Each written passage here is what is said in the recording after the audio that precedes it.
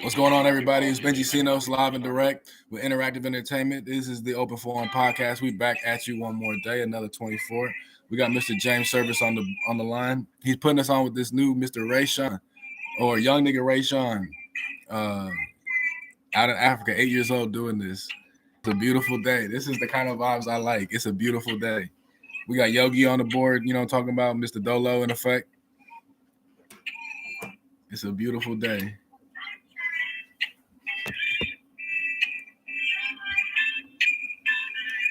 Go ahead and get this. Hey, I wish I'm gonna find a way to get this as my ringtone or my alarm clock. Right. It's like that. I'm the man. Aloe Black.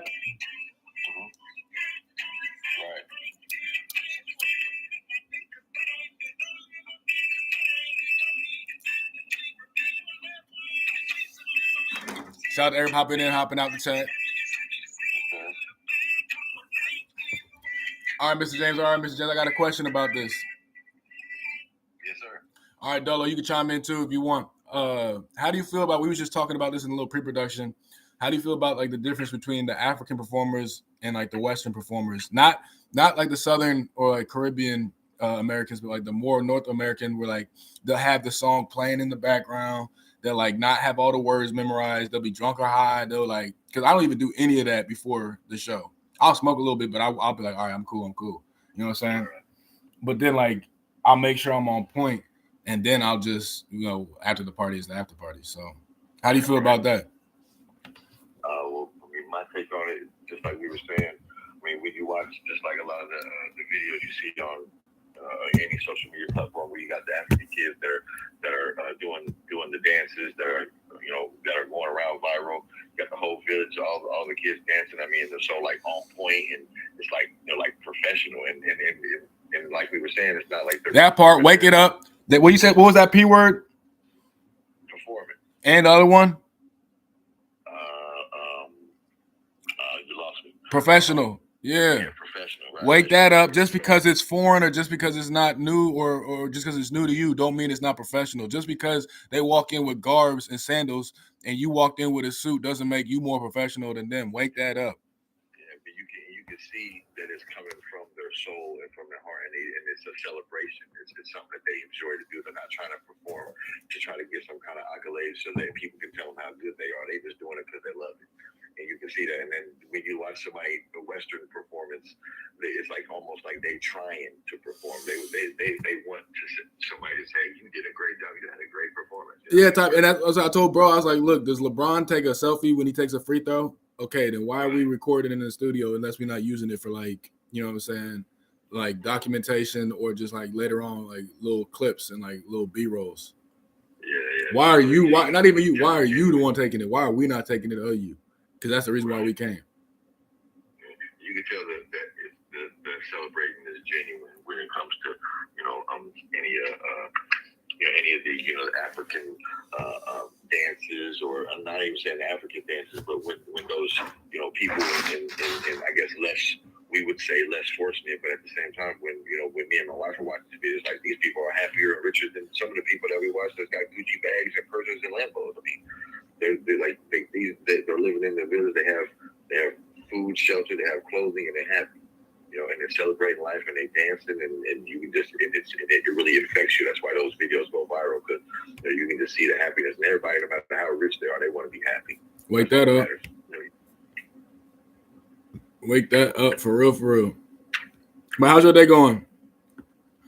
It's going good, man. We're blessed. We woke up this morning. Some people did.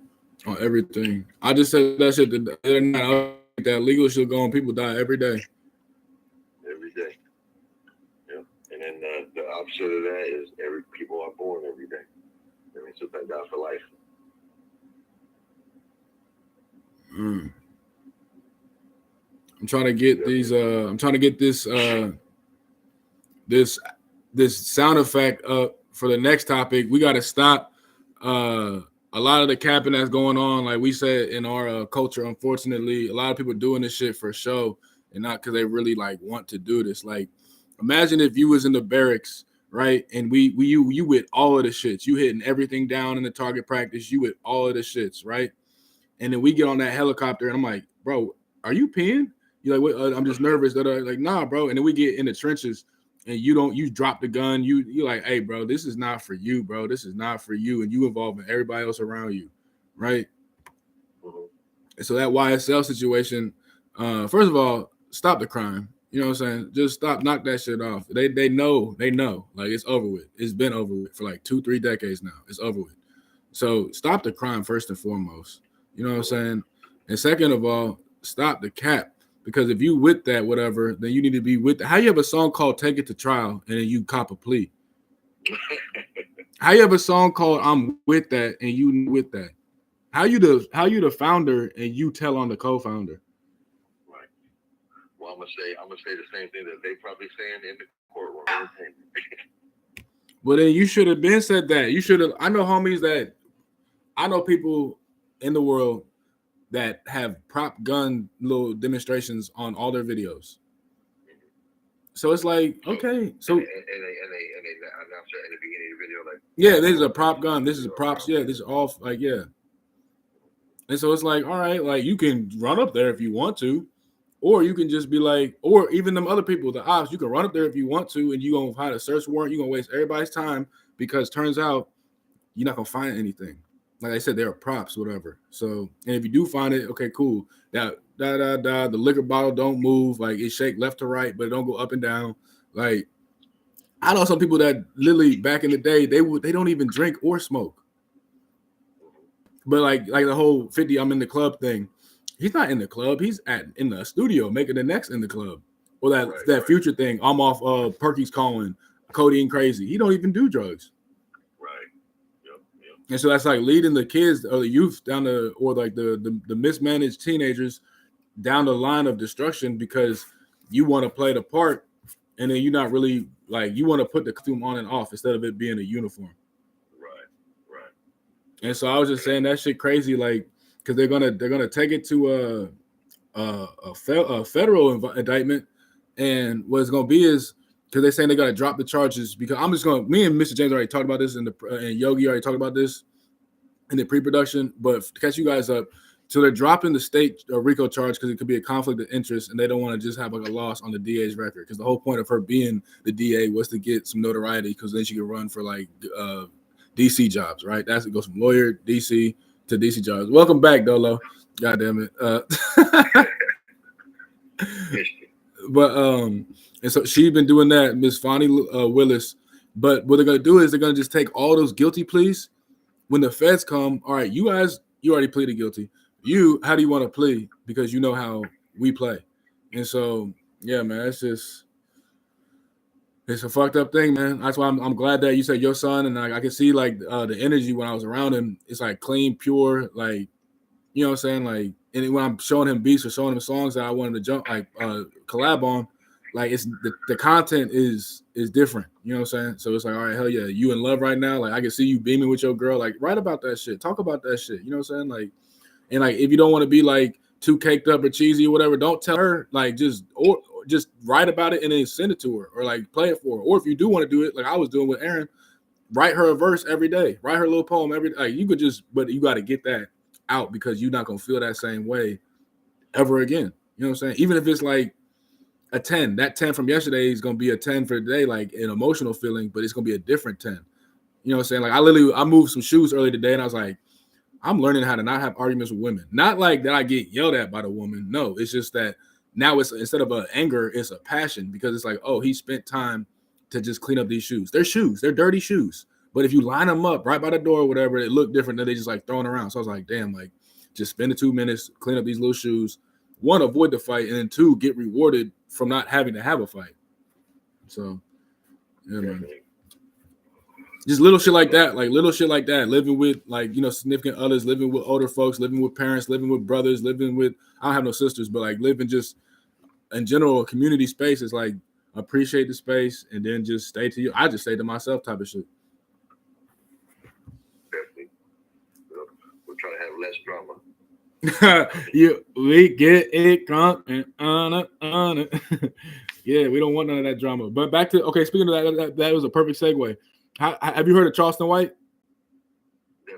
Definitely. Okay, what's your perspective on him, real quick? I'm about to pick your brain for a little bit. I want to hear your opinion on this because I know how I feel, but I wasn't around. Like, he's older than you, but like, he's much older than me, type of shit. Like, I think he's like 5 to 10 years older than you. He's like 20 some years older than me. Not to dime anybody out.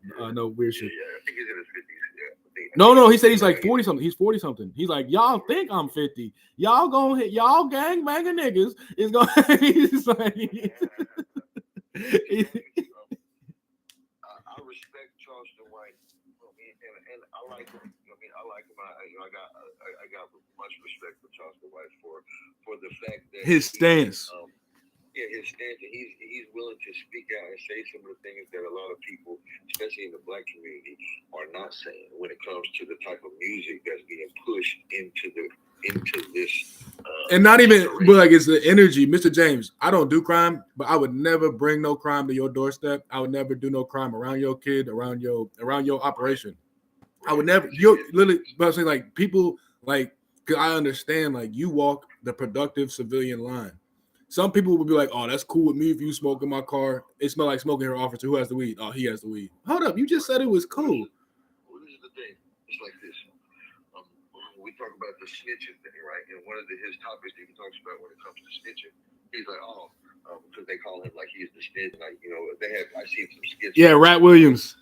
Well, yeah, I seen some skits where somebody came up to him like, "Hey, look, I got this. I got one of them sticks on my. I got one of them switches on my gun." And then he was like, "Oh," so he started calling the police like immediately. He picked had a switch on his gun. But anyway, that's funny as hell. On his snitching aspect, he's like I will give you an example, okay?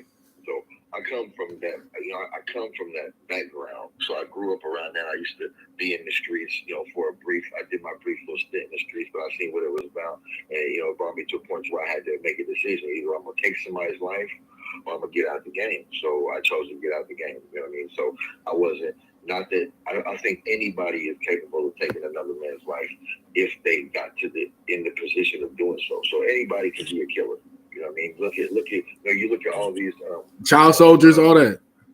Well, I'm just saying, you look at all these like murderers and killers and stuff. You think on death row, and you think of some, big, huge person that is just. Nah, the average murderer is like 5'7" and under. Exactly, where it's like a Dom or some nerdy looking person. But it's always over a female. It's never really over some street shit. That's what I'm saying. It's never really over some. Right. That's why King Von fucked everybody up. I'm talking about real killers though, I'm talking about but I'm talking about them real killers. That when you said that came to mind was them child soldiers, them Afghanistan soldiers. They got 50 bodies in a day. Yeah, but Willie, I mean, when you're in an environment where you ain't got no repercussions for murder, it's almost glorified, incentivized, yeah. Bodies. I mean, but when it comes to the living, kind of in the streets, and you not only are you picking up bodies, but you're trying to stay out of jail for the bodies. So you like, I got bodies, but I don't got bodies. Yeah, and I'm moving slow. I'm moving extra slow because I got to look into the future. Mm-hmm. And a lot of these people, they ain't thinking about their future. Just like I was listening to a lawyer. He does reviews, and he's a criminal lawyer. And he was reviewing 21 Savage. He was like, 21 Savage would be the next person right behind Doug and them. He said, because he's incriminating himself, and he's self-snitching. Like, y'all self-snitching on these records, and the FBI and the feds is using this stuff against y'all in court because you're saying it. They have a whole social media unit now. Right. And like, I realized they have digital. I was watching Glock 9. He a rapper out of Orlando. He got pulled over. This and that. He had a stop sign, quote unquote. But they asked him for registration, all this other shit, and he kept talking and talking and talking. And I'm like, damn, the cop is buying time for that digital search warrant to come through. Exactly. Yeah, he just wait. He wants you to talk. Keep on talking. You talk the better. You know what I mean? You give him enough rope to hang themselves. They said Kilo, X-Way, Romeo, and Victor, and then they said 83. That's Glock 9's license plate number. They ran that, but you already knew that before you even got out the car. That license plate number to like the deaf ear, that's like, oh, he's just running my place. No, he's getting a search warrant with that registration to see if them plates match up, and then if they don't match up, I already got probable cause because I said it smell like weed. So and that's it all kind of goes back to legal shit where you just be quiet and let your lawyer do all the talking. So you know what I mean. Because you're going to get them out of here. Hey, what do you have on my client? What's the cause of this? All right, cool. Take me back with you. Type that ticket out and then get on your way. Get my client back his phone. Shout out to PLSI. Shout out to Mr. James Serviss. Go ahead, get into him. Yeah, do your homework. But back to Charleston, I'm gonna give you an example of kind of how I Charleston whited. I was a Charleston white. I think I actually played the role of Charleston in this position. So, but hold up.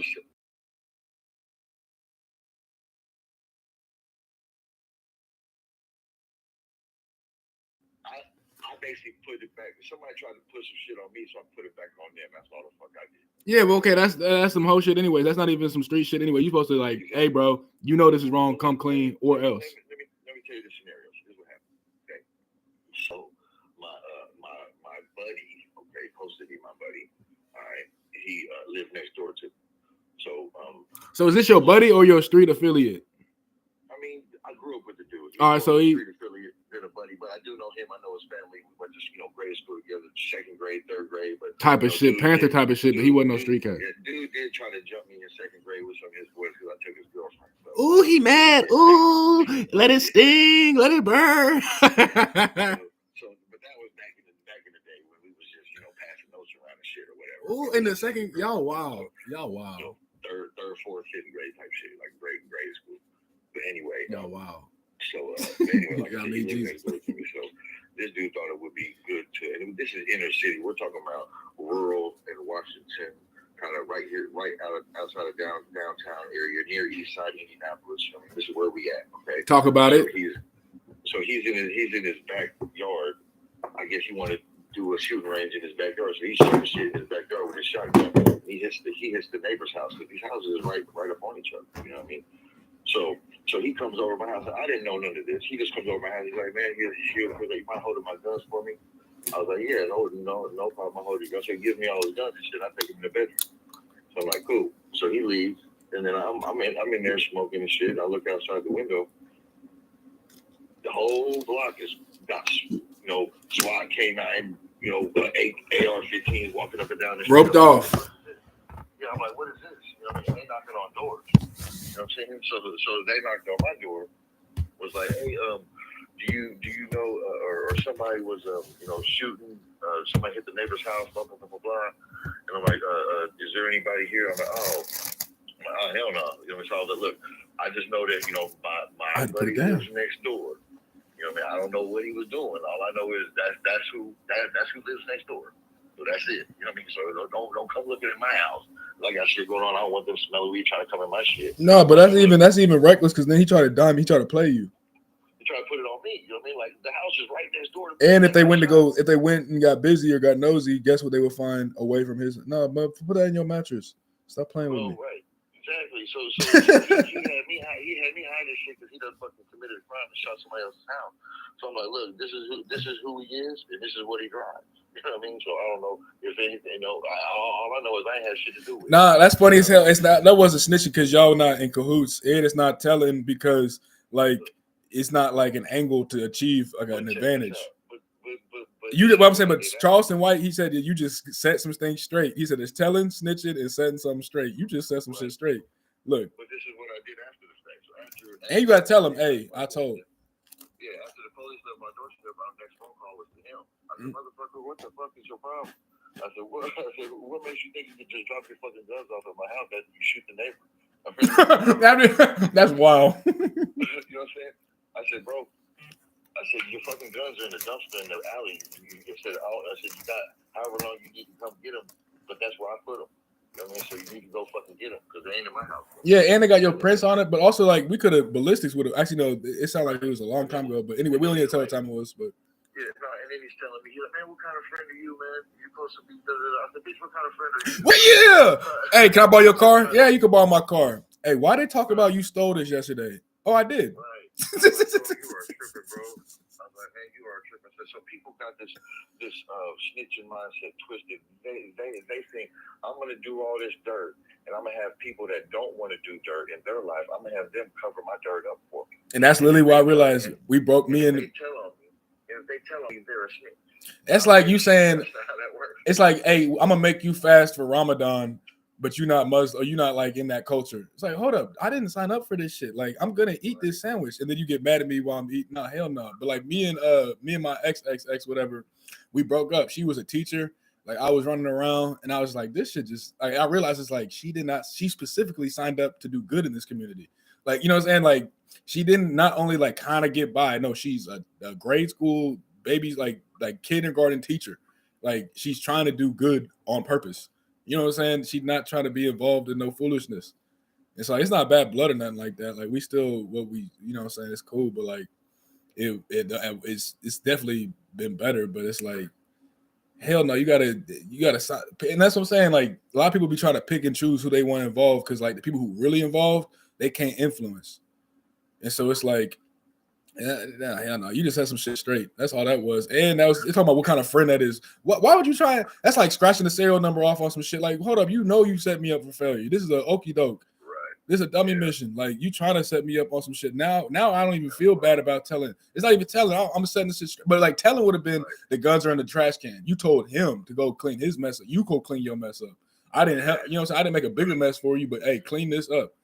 Right, but I did tell him. I said they know what you drive, bro. So. All right, so pull over and get it. But see, nigga like me, I would have pulled over and had my girl or whatever I was with drive home, and I would have just walked. So then, cool. You find her, she been in this car all day. You find me, I've been walking all day.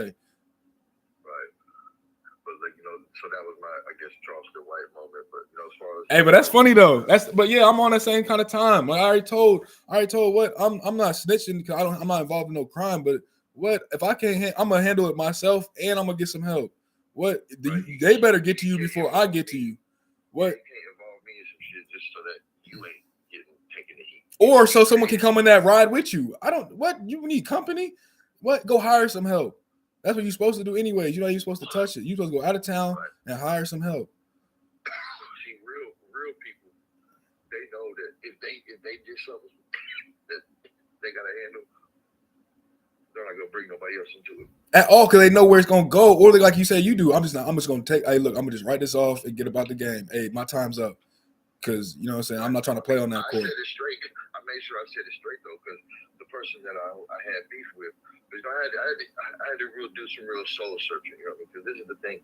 I mean, you got two directions you can go in life. I mean, there's a door. I think we all get kind of, we have that point in our life where there's a door that you gotta choose whether you're gonna go in one door or the other door. You know what I'm saying?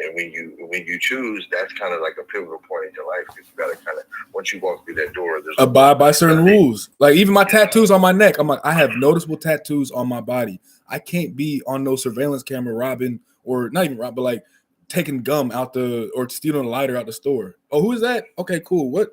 He wear that Ball State backpack everywhere. All right, who else got a Ball State backpack with neck tattoos? That's in this area that we can ping his phone. Like I know how they gonna get me wrapped up. Like if I were to do some shit, so that's why I just don't do shit. Yeah, well, and also the fact that it's just not right.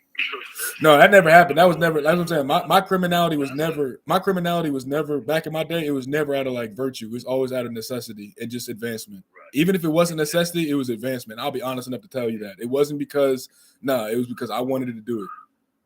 Right. Well, you know what I learned is when we do things because we take it upon ourselves to, I guess, try to control things and like you said, do things out of necessity, even though they're maybe against the moral code, you know what I'm saying, or the ethical code. Right, that you know. And the thing is, when you go to a girl house that you're not supposed to be over, goddamn well that first two stop lights, you like turn around. Right.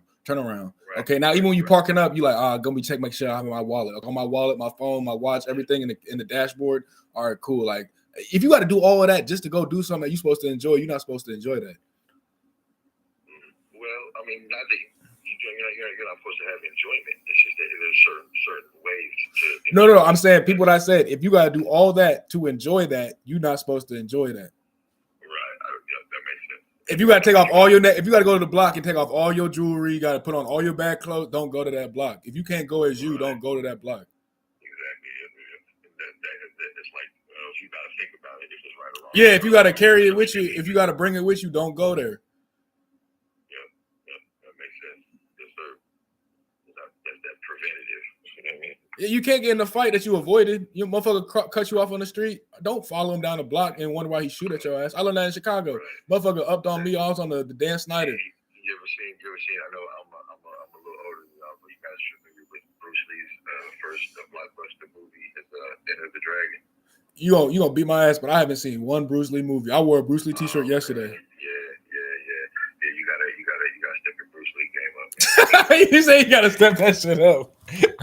Hey, but that's nothing. We can do an in-person pod when I get my sack right. We can get an in-person pod, and then we can do another interview, and then afterwards we can just watch one of the movies. What would be cool? You know what would be cool is like not Joe Rogan does it. Like say we're doing a show like similar to how he has it set up.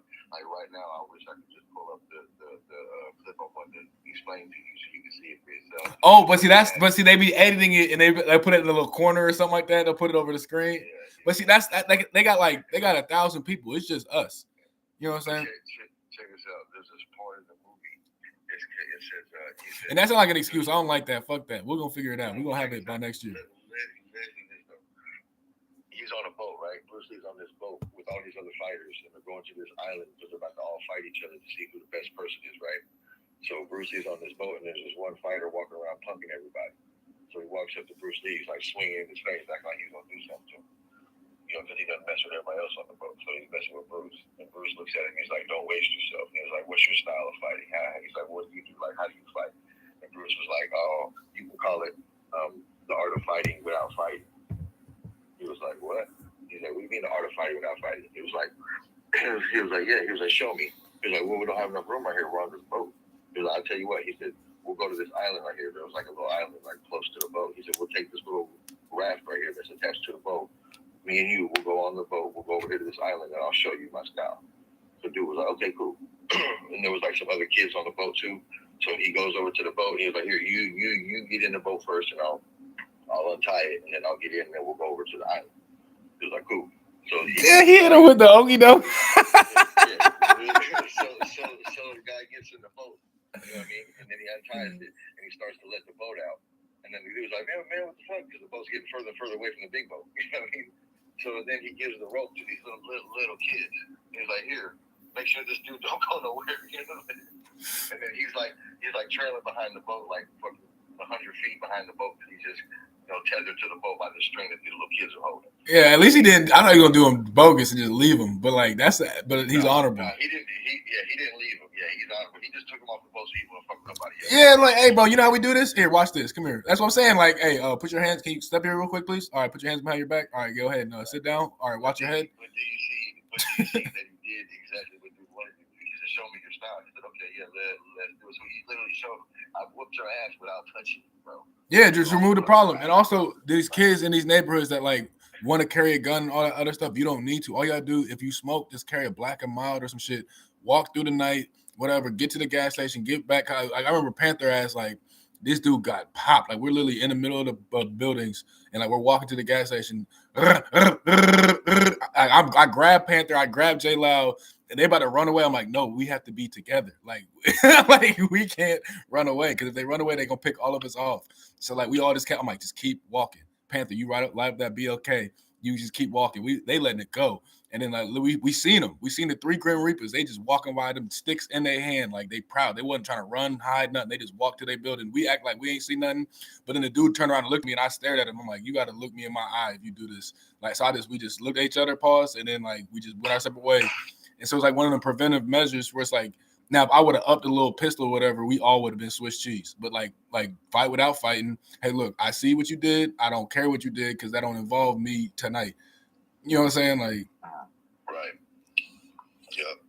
So that's all. That's a dope story though. That hey, I want to see your fight style. Okay, cool. Get in this boat. Hey, you hold this string real quick. All right, hey, don't let that crazy nigga back on here until we get there. Right, exactly. He could have easily just knocked him out and then laid him on the boat. Did the same thing. He'd have been sleeping and woke up on the boat, but he didn't want to do it like that.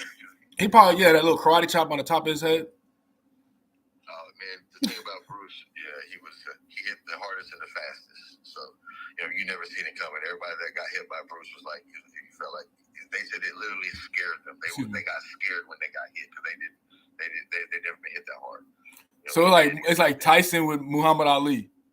Yeah, it's Hey, how you feel about they say he was a fraud? He was a Hollywood cinema movie. I mean, I understand where they're coming from, and I actually watched. But they trying to just defame people of color, or what do you think?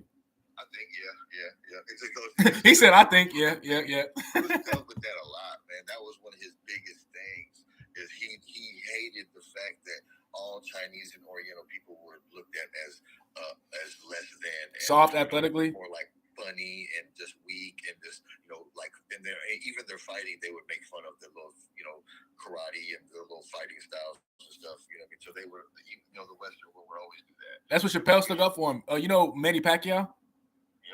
From the Philippines or whatever. Oh yeah. They're like, you bombed the masculinity out of the South Asia peninsula, or whatever, and so you finally had a boxer that emerged and fought for his whole masculine country with his hands and fists, or his fists, whatever. And then this is the guy you want to ask about the LGBT community. He's like, you gotta know your audience, guys. He's like, after that Pearl Harbor shit, you ain't seen nothing but Hello Kitty everywhere, all over Asia. But that's the thing, and I think that's the racism that still exists as far as they call this. I don't know if they want to call it white privilege or whatever. Nah, but we got black privilege too. We got what? We got sauce. We got our own language in your language. What? This thing still work.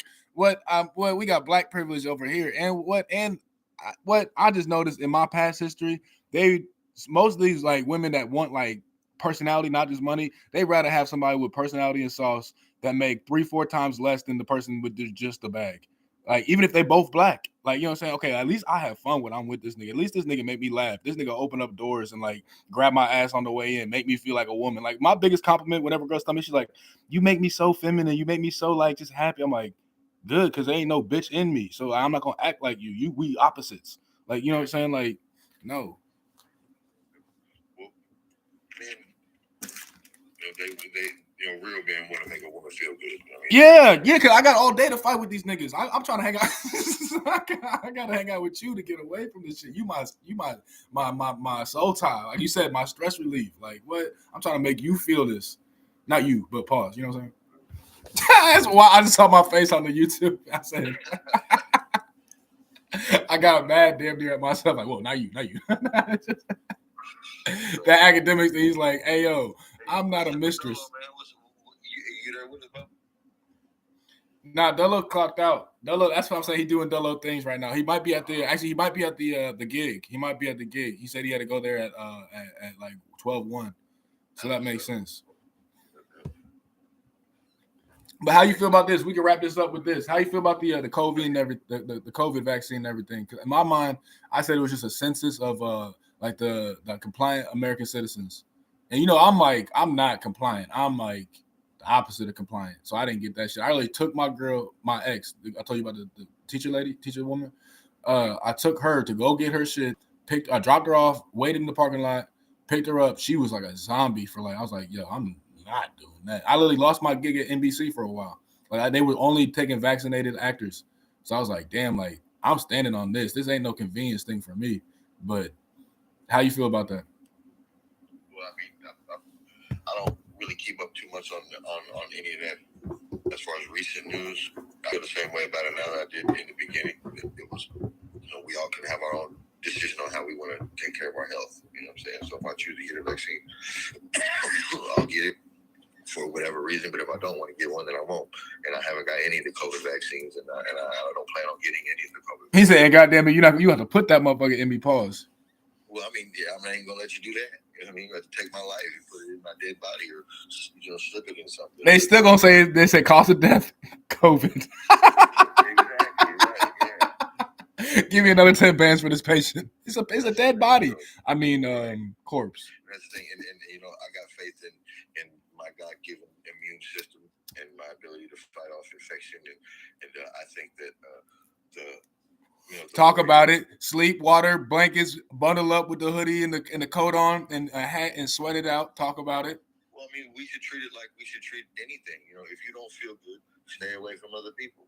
Because you don't want to. You don't want to. But see, look, that's like 90s, 80s practicality shit. That's like that. Like the way you said it was so simple, but it was profound. if you're not feeling good, even if it's not even physical, if it's like mental, don't go bring your rain cloud on somebody else's day. Exactly. Right. I mean, don't cough on somebody. Make sure you cover your shit up. Don't try. When somebody try to grab your drink, like, oh, don't drink after me, your son, your daughter, your whoever. You know what I mean? Make sure you're keeping everything else away from everybody else. Yeah, only thing is I'll pass the L, but even with that, like I stopped doing that after the COVID show. I'm like, look, like I'm a roll one for you, and you don't pass this to nobody else, and then we gonna smoke these ones. That's how like if I have a female around, but like as far as the homies, whatever, hey, take the lid off the cup if you gonna drink off of this shit. Waterfall that shit. Exactly. Right. Well, and even depending on what it is, you want to be careful. You know, with the waterfall. I mean, just because you've already drank out the cup. Well, no. But this ain't like me just going to the spot and just. This is like I hang out with probably 4 people in my month, 4 or 5 people in my month. Right. And like I said, just so I don't plan on getting any vaccines or boosters But see, NBC came up off that. They realized nobody is really about to do this because, like, think about it. If you're an outsourced freelance actor, you're already away from the 95%, 98%. So you already think like a weirdo, not a weirdo, but like you think kind of kooky. So you think you're gonna get the kooky bit, the concentrated kooky people away from the norm to go be part of the norm when they chose their entire life to be away from the norm. You know what I'm saying? Like, exactly. No, it's not gonna happen. Like, hell no. Now the people on contract, them niggas, I guarantee you, all of them, Nicole Parker, all of them, they got that COVID shot the day of or the week before. And I'm not knocking nobody for getting the COVID shot. No. If I had bread, if I had a point where it's like, hey, we're gonna give you 6 figures for like 10 episodes this year, I'll be like, all right, cool. I'm gonna figure this out because I'm gonna take I'm gonna get like a chef. I'm gonna get a personal dietitian, whatever. So I'm gonna make that 50. I'm gonna make that whatever 6 figures. I'm gonna do like at least 25 of that, and like I'm gonna do all some LeBron shit. Cool. I make 20 million a year. I'm spending 2 million on my physical. I'm getting a therapist. I'm getting a massage every day. I'm getting a dietitian, a chef. You got to spend like what? Just like you buy a car, you got gas. Okay, you got a big bag. All right, treat your body that got you the big bag. Exactly. Yes, sir. But shit, man, it's another episode of the Open Forum podcast. Dolo is with us in spirit. You know what I'm saying? He had to go do some Dolo things. Mr. James, one more time, just tell him who you are, where you from, and what we can expect from you. James Serviss, right out here at the Midwest, Indianapolis, Indiana. Talk about it. Definitely check us out. Anybody looking for protection for you and your family, go to jservice.wearelegalshield.com. Get yourself protected. Check us out, Dimelife ENT. Talk about it. Instagram. We're trying to get our social media right, so give us some time, bear with us. But we'll have a lot more content coming your way. New artists, music. Wake that up. We got a new artist, Mr. Damo Sir, MC Damo. That's right. Yep. Play that pop out. I still fuck with that. Play that pop out. Yeah, and we're looking for anybody that's trying to improve their situation, financially, legally, whatever issues that we can help with. Reach out. Like I said, go to that website. My contact info is at that address, jservice.wearelegalshield.com. Reach out. Like I said, check us out. Anything we do to help. Yes, sir. That's Mr. J Serviss off PLSI Legal Shield. Mr. Dimelife ENT on the phone. You know what I'm saying? It's Bengi C in the building. Another 24 brought to you by Interactive Entertainment, powered by Okun Hennermeister. We appreciate everybody tuning in. It is another episode of the Open Forum. Peace. God bless.